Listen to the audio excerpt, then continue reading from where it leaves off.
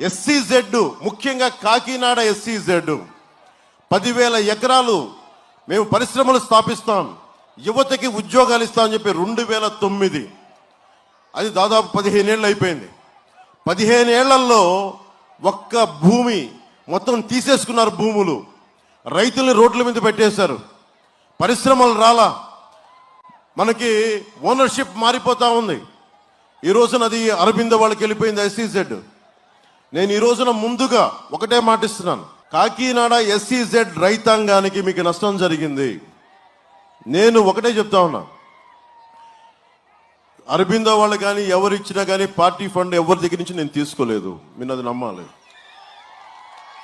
ఎందుకంటే నాకు అలాంటి ఫండ్స్ నేను తీసుకోను. ఎందుకంటే మీరు గుండెల్లోంచి ఇచ్చిన రూపాయే నాకు 1,00,000 రూపాయలతో సమానం. అరబిందో ఫార్మా వాళ్ళకి SEZకి